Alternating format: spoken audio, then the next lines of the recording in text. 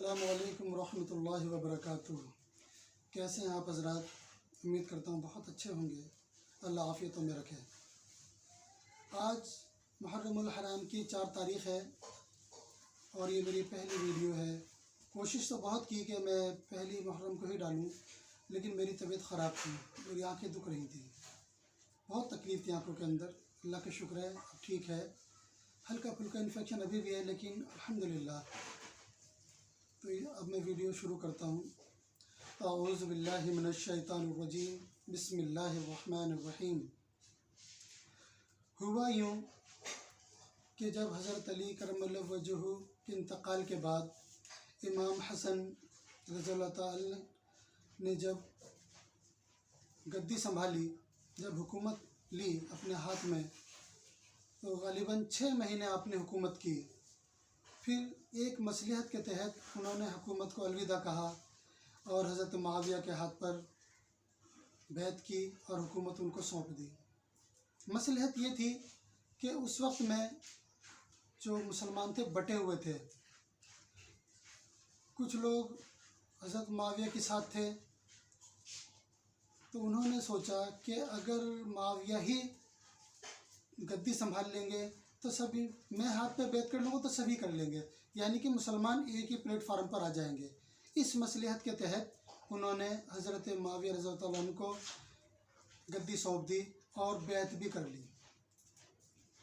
جب بیعت کر لی تو لوگوں نے کہا، جو ان کے دوست لوگ تھے، کہنے لگے یہ تو ہمارے لیے بڑی شرمندگی کی بات ہے، بڑے ہم اس کے اندر اپنا آپ کو چھوٹا محسوس کر رہے ہیں کہ آپ نے انہیں گدی سونپ دی، جبکہ آپ حضرت علی کے بیٹے ہیں، آپ اللہ کے نبی کے گھر والے ہیں، گدی کے مستحق تو آپ ہی تھے، اور پھر آپ نے ایسی دے دی، تو اس میں ہمیں بڑی شرمندگی ہو رہی ہے، ہمارے لیے بڑی شرم کی بات ہے۔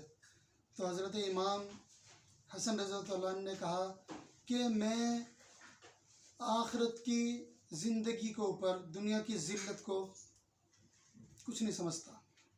انہوں نے آخرت کو بڑی ترجیح دی، کہا کہ ساری دنیا کی ذلت مجھے منظور ہے آخرت کی ذلت سے۔ تو یہاں بات چلتی رہی۔ امیر معاویہ نے قریب 40 برس حکومت کی، 40 سال تک۔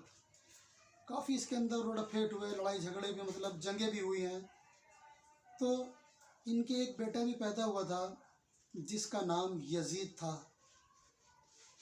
جسے کوئی بھی مسلمان، میں سمجھتا ہوں، اچھا نہیں کہہ سکتا، کیونکہ وہ اچھا تھا بھی نہیں۔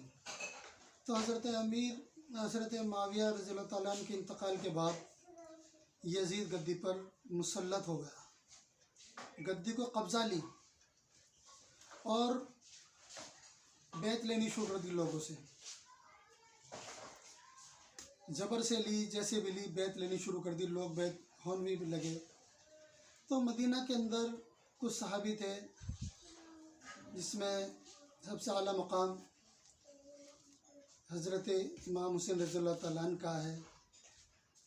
تو یزید نے مدینہ کے گورنر سے کہا کہ جاؤ اور جا کے وہاں کے لوگوں سے میری بیعت لو، اور سب سے پہلے بیعت امام علی حسین رضی اللہ تعالیٰ عنہ سے لینا۔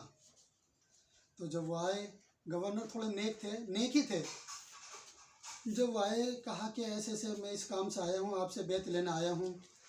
تو انہوں نے کہا کہ میں تو بیعت نہیں دوں گا، میں اس کو مان ہی نہیں سکتا خلیفہ، نہیں، لہٰذا آپ نے منع کر دیا۔ گورنر جانتا تھا کہ یزید بہت خبیث قسم کا آدمی ہے، وہ ضرور شر اٹھائے گا، تو اس نے سمجھانے کی کوشش کی کہ آپ مان جائیں، اور وہ بہت بیکار آدمی ہے۔ تو وہاں پر ایک مخبر بیٹھا ہوا تھا، تو اس نے ان سے کہا، گورنر صاحب سے، کہ آپ یہ کیا کر رہے ہو؟ ان سے ابھی ہاتھوں ہاتھ بیعت لے لو، اگر یہ باہر چلے گئے تو لوگوں کو بدکا دیں گے، آپ ان سے بیعت لے لو۔ کہ میں زبردستی بیعت کیسے لے سکتا ہوں؟ اگر وہ نہیں دیں گے تو میں کیوں لوں؟ تو وہ کہنے لگا، نہیں دیتے تو قتل کر دو یہیں۔ امام حسین نے پلٹ کر دیکھا، کہا کہ تو مجھے قتل کرے گا؟ بس اتنا سمجھ کہہ کر اور پھر چلے گئے، لیکن وہ بھانپ گئے تھے، آب و ہوا کو بھانپ چکے تھے وہ۔ پھر گورنر نے سمجھایا دوبارہ، کہا کہ آپ بات مان لیجیے، آپ کے حق میں بہتر یہی ہے، نہیں تو کوئی دوسرا راستہ اختیار کریں آپ۔ حضرت امام حسین رضی اللہ تعالیٰ نے کہا کہ آپ مجھے میرا حال پر چھوڑ دو. پھر اپنے گھر گئے اور اپنے گھر والوں سے کہا کہ مدینے کی بستی، مدینے کی گلیاں، مدینے کی زمین، میرے نانا کا جو شہر ہے یہ ہمارے اوپر تنگ ہو گیا.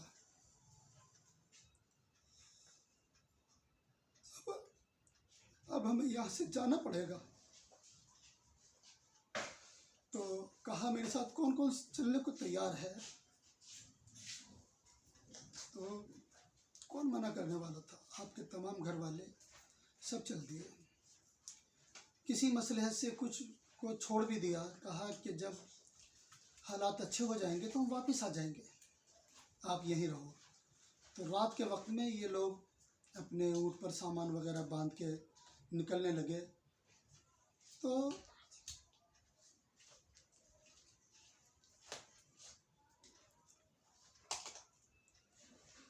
اپنے نانا کی قبر پر گئے.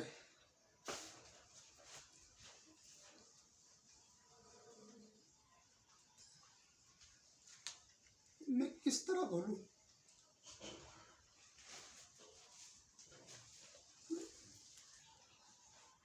میں کس طرح سے بولوں؟ میرے الفاظ ٹوٹ جاتے ہیں، بکھر جاتے ہیں، آواز حلق میں گھٹ جاتی ہے، نہیں بول پاتا. لیکن مجھے بھی حسین سے محبت ہے. میں بھی چاہتا ہوں کہ اللہ میرے اس بولنے کو پسند فرما لے تاکہ میری مغفرت ہو جائے. تو جب وہ نکلنے لگے تو سب سے پہلے نکلنے سے پہلے اپنے نانا کی قبر پر، جناب رسول اللہ محمد صلی اللہ علیہ وسلم کی قبر پر گئے اور جا کے عرض کیا کہ نانا جان، جس مدینے کی گلیوں میں آپ کے کندھوں کی سواری ہمیں ملتی تھی، آج وہ گلیاں ہمارے لیے تنگ ہو گئی. نانا جان، مجھے نہ چاہ کے بھی مدینہ چھوڑنا پڑ رہا ہے. میرے الفاظ میرے ساتھ نہیں دے رہے. وہ تھوڑا سا اور بولے، وہ کافی بولے. پھر وہاں سے اپنی والدہ محترمہ کی قبر پر گئے اور کہا امی جان، میں کبھی آپ کی قبر سے الگ نہیں رہا. یہ پہلا موقع ہے جب آپ کو چھوڑ کے مجھے جانا پڑ رہا ہے. بہت رو رہے تھے، امام علی مقام بہت رو رہے تھے.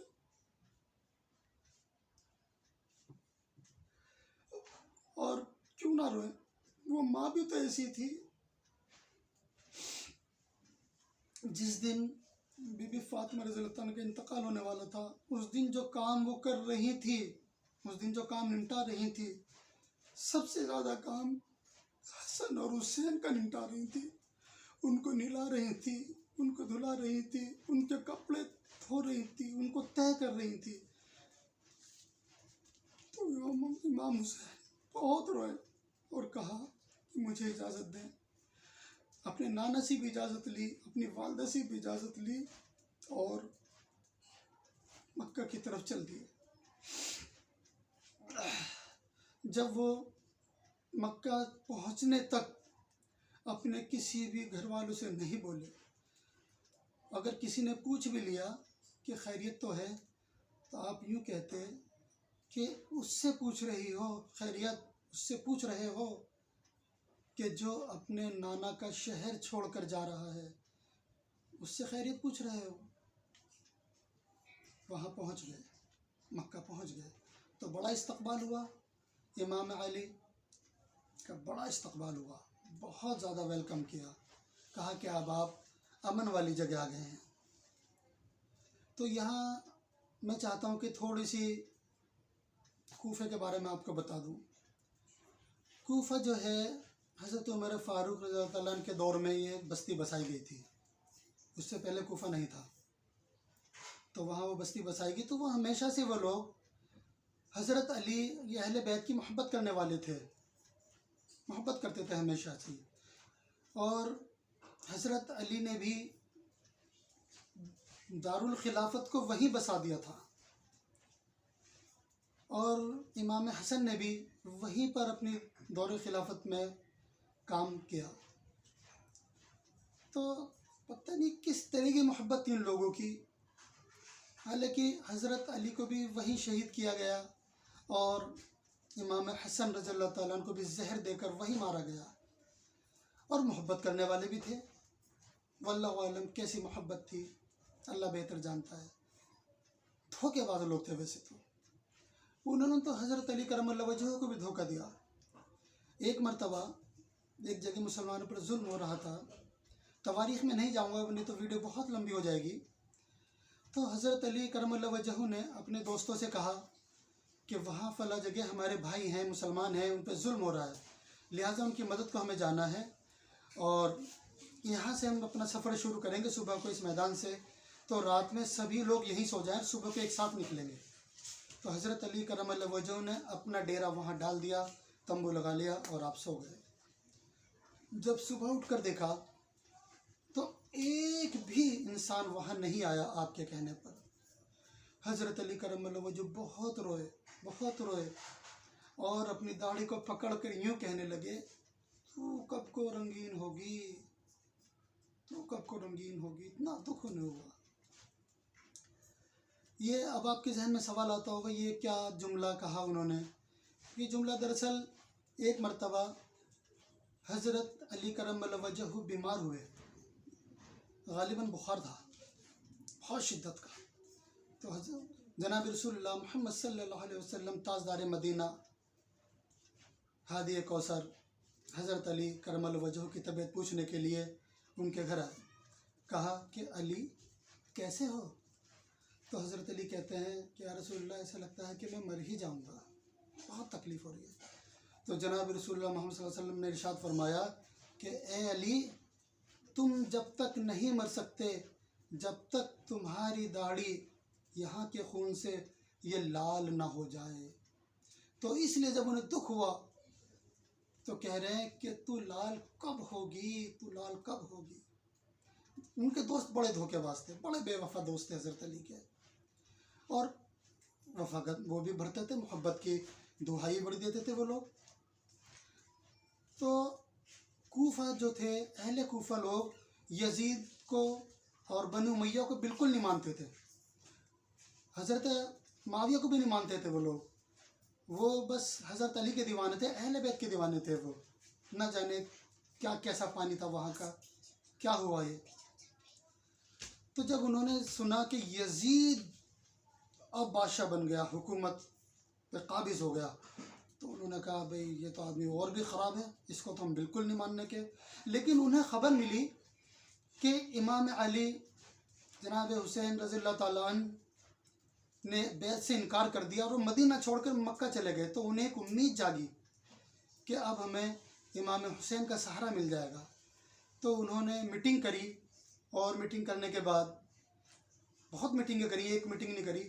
تو انہوں نے ایک راستہ اختیار کیا کہ اب وہاں پر وہاں پر ہم خط لکھتے ہیں اور خطوط کے ذریعے انہیں یہاں بلاتے ہیں اور ان کے ہاتھ پر ہم بیعت کریں گے. ہم تو انہی کے اس پہ چلیں گے جو وہ اہل خانہ ہیں, اہل بیت ہیں, اللہ کے نبی کے گھر والے ہیں.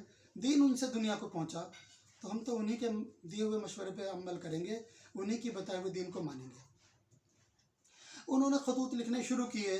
1 لکھا, 2 لکھا, 10 لکھے, 12 لکھے, درجن لکھے, 50 خط لکھ چکے. اور امام حسین رضی اللہ عنہ خط کو دیکھتے سوچتے. لیکن ایک خط انہوں نے ایسا لکھا, اسے آپ ایموشنل اٹیک کہہ لیجئے, بلیک میل کہہ لیجئے, یا ان کی جستجو کوشش کہہ لیجئے ان کی اہل کوفہ کی. ایک خط انہوں نے لکھا, اس خط کے اندر یہ لکھا کہ اے امام عالی مقام, اے امام حسین رضی اللہ تعالیٰ عنہ, ہم آپ کو یہ خط لکھ رہے ہیں. اس کے اندر تحریر یہ تھی کہ جب کل قیامت کے دن حشر کے میدان میں جب اللہ ہم سے پوچھنے لگا کہ تم نے یزید کے ہاتھ پر بیعت کیوں کی, تو اے امام ہم یہ کہہ دیں گے کہ ہم نے تو بہت بلایا تھا حسین کو, بہت خط لکھے تھے, لیکن وہ نہیں آئے تو مجبور ہو کر ہم نے یزید کے ہاتھ پر بیعت کر لی. बस ये ख़त जब इमाम आली मकाम ने पढ़ा तो अब उनके लिए हुज्जत हो गई, अब उनकी मजबूरी बन गई वहाँ जाना। तो जो उनके दोस्त थे उन्होंने उन्हें कहा कि अच्छा, अगर आपको हुज्जत बनी गया है ख़त और आपको जाना भी पड़ेगा तो आप एक काम करें, पहले वहाँ का जायज़ा लेने के लिए अपने किसी भरोसेमंद को, अपने किसी घर वाले को वहाँ भेजें ताकि वो अच्छी तरह से मुआयना करके आपको बताएं, फिर आप जाइएगा। कहा कि ठीक है। तो उन्होंने अपने भाई मुस्लिम बिन अकील को कहा कि ए मेरे भाई, इस तरह से ख़त आ रहे हैं और ये एक ख़त ऐसा आया कि मेरी मजबूरी बन गई, मुझे जाना पड़ेगा। तो मैं ये चाहता हूँ कि आप वहाँ जाएं और वहाँ के हालात का जायज़ा लें और फिर मुझे इत्तला करें। बस इमाम आली मकाम का हुक्म था, भाई फ़ौरन तैयार हो गए। जब तैयार होने लगे तो उनके दो बेटे थे, छोटे थे बहुत, ज़िद कर बैठे, कहने लगे बदन हम भी जाएंगे। अक्सर बच्चे करते हैं, मेरे बच्चे भी करते हैं, अक्सर मैं अपने बच्चों को भी साथ रखता हूँ, वो ज़िद करते हैं तो मेरे से उनकी बात टाली नहीं जाती। तो उन्होंने कहा कि हज़रत हुसैन रज़ी अल्लाह तआला अन्हु से कहा कि ये दो छोटे बच्चे हैं, ये अपनी माँ को मेरे पीछे बहुत परेशान करेंगे, अगर आप इजाज़त दें तो मैं इनको साथ ले जाऊं। तो इमाम आले मकाम ने कहा कि इजाज़त है, आप ले जाइए।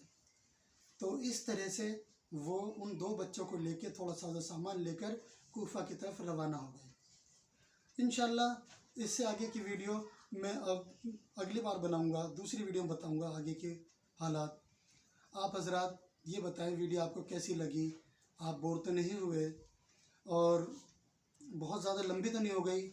अगर सही लगी, इतनी लंबी बनाऊं तो आप बताइएगा, और अगर छोटी पसंद करते हैं तो बताइएगा, क्योंकि मुझे कोई ऐसा ख़ास तजुर्बा भी नहीं है।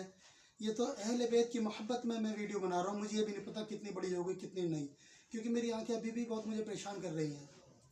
अच्छा, एक बात और कि मैं जब तक इमाम अली मकाम की वीडियो बनती रहेंगी, मैं अब दोबारा कभी नहीं कहूँगा आपसे, जब तक ये वीडियो बनती रहेंगी, कि आप मेरी वीडियो को सब्सक्राइब करें, कमेंट करें, शेयर करें। मैं नहीं कहूँगा, अब कह रहा हूँ पहली बार कि अगर आपको वीडियो अच्छी लगे तो आप मेरे चैनल को सब्सक्राइब करें, बेल आइकन के घंटी को दबाएं और कमेंट करें, शेयर करें।